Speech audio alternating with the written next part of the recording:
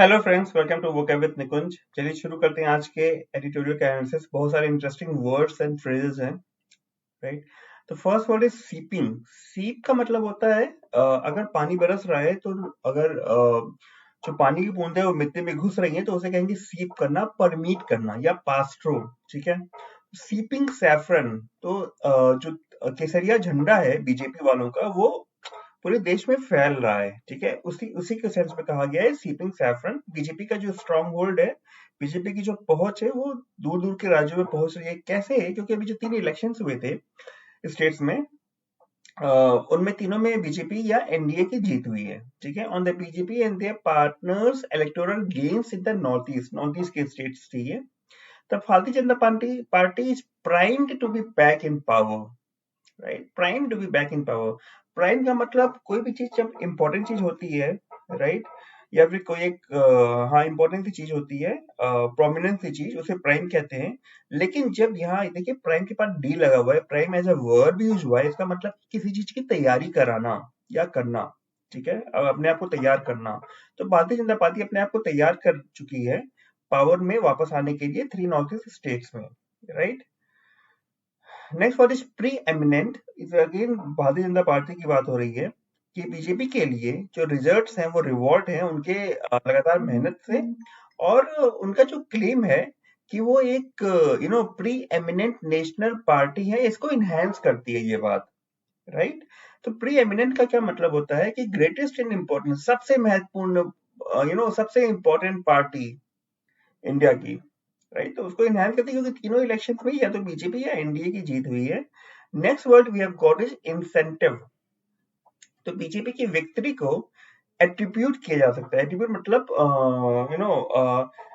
BJP की victory का कारण बताया सकता है। क्या चीज से? इम्प्रूव जो लॉ एंड ऑर्डर सिचुएशन वहां पे हुई है उससे।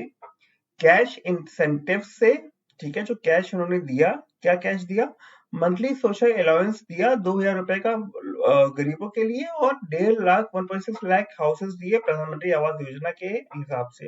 इंसेंटिव का मतलब होता है कोई एक motivational positive factor, influence.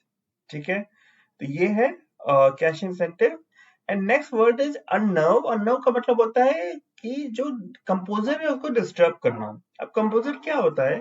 Composer मतलब जो भी किसी का एक जो स्टेट ऑफ अफेयर्स है, जो भी किसी का एक, कंपोजर की मीनिंग देख ही लेते हैं एक मिनट।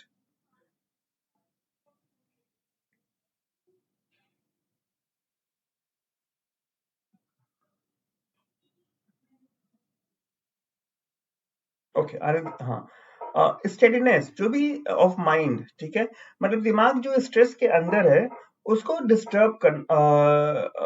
उसको डिस्टर्ब कर देना। ठीक है, जो भी दिमाग की स्टेटस है इस समय। तो कहते हैं कि party also appears to have consolidated the non tribal voters. अच्छा हाँ, कंसोलिडेट भी है। तो पार्टी जो है, क्या ऐसा लग रहा है कि पार्टी ने कंसोलिडेट कर दिया है, मतलब नॉन ट्राइबल वोटर्स को एक साथ मिला दिया है। ठीक है, ताकि वो बीजेपी या उनके एलाइज को वोट करें। ठीक है, और कैसे वोटर्स हैं ये नॉन ट्राइबल? जो कि अनर्व्ड है मुथा के राइट्स की वजह से। ठीक है, अनर्व का मतलब परेशान होना, right. Next is a very interesting word, stand in good state. Stand in good state dictionary में आपको मिलेगा, लेकिन हिंदू वाले उन्होंने यूज किया है keep in good state, keep it in good state. ठीक है, तो एनपीपी की जो पैन मेघालय प्रेजेंस है, मतलब पूरे मेघालय, पैन का मतलब पूरा हो गया, मेघालय में जो प्रेजेंस है, जो 2 हिल रीजन्स हैं जो कि डोमिनेट किए जाते हैं गारो और खासी जैंटिया कम्युनिटी से, उन्होंने kept it in good state, मतलब कि वो यूजफुल बने एक क्रिटिकल सिचुएशन में। क्रिटिकल सिचुएशन क्या थी? जो पोल हो रहे थे वो। ठीक है, वहां पे वो यूजफुल बने, मतलब उन्होंने वोट दिया अकॉर्डिंगली। ठीक है, जबकि तृणमूल कांग्रेस जो थी, जिनका अटेम्प्ट था गेन अ फुटहोल्ड, मतलब कि फुटहोल्ड का क्या मतलब होता है? Strong first position in market की, एक थोड़ी सी पकड़ बन जाए उनकी, तृणमूल कांग्रेस की, क्योंकि उनके लिए शायद नया रीजन था वो। तो जो अटेम्प्ट था वो क्या हुआ? वो फाल्टर कर गया, मतलब कि कमजोर पड़ गया। Getting the point? जो तब जबकि जो तृणमूल कांग्रेस के अटेम्प्ट थे पकड़ बनाने की, वो कमजोर हो गई, जैसा कि देखा गया as a party from West Bengal. ठीक है, क्योंकि वो एक वेस्ट बंगाल की पार्टी के रूप में देखी गई, न कि एक लोकल या नेशनल पार्टी के रूप में। ठीक है। कांग्रेस जब देखा जाए तो Congress the only party that acceptance across the states earlier, कि केवल एक ही पार्टी थी जिसका अक्रॉस स्टेट्स कई सारे राज्यों में उनकी एक्सेप्टेंस थी, राइट। उनको अब अपनी आप की खुद की एक कमजोर शैडो बन गई है। कैसे?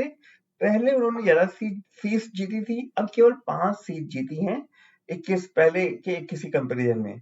तो पेल का मतलब होता है डीम ऑफ पीपल, कमजोर या एकदम डिम, बिल्कुल हल्की सी छाप कुछ। ठीक है। तो वैसी शैडो बन गई है, मतलब खुद की परछाई बन गई है, मतलब कि उसका इंपॉर्टेंस जो है काफी कम हो गया है। 21 था, अब 5 हो गया है। क्रिश्चियन कम्युनिटी जो है मेघालय में, वो continues to be sceptical of the BJP.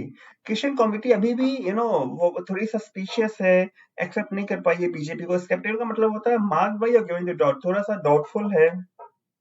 ठीक है, कि बीजेपी को सपोर्ट देना चाहिए कि नहीं देना चाहिए। लेकिन उनके जो काउंटर पार्ट्स हैं नागालैंड में जो क्रिश्चियंस हैं, वो वार्म अप होना शुरू हो गए हैं। मतलब कि वार्म अप का मतलब जैसे एक्सरसाइज करते हैं, तो जो इनिशियल एक्सरसाइज होती है वार्मिंग अप करने की, जिससे बॉडी को रेडी हो जाए, उसको वार्म अप कहते हैं। यहाँ पे मतलब जो है वो है बिकम मोर फ्रेंडली और ओपन। ठीक है। तो उनके जो क्रिश्चियंस है नागालैंड में, वो अब फ्रेंडली होना शुरू हो गए हैं बीजेपी के लिए, और वोट देना शुरू कर दिया उन्होंने। ठीक है। Last word is phrase is rule out. ठीक है। रूल का मतलब होता है डिसमिस फ्रॉम कंसिडरेशन, अपने उससे गणना से या अपनी सोच से निकाल देना। तो क्या वाक्य है? The rest of the seats in the 60 member assembly have gone to smaller allies of the BJP.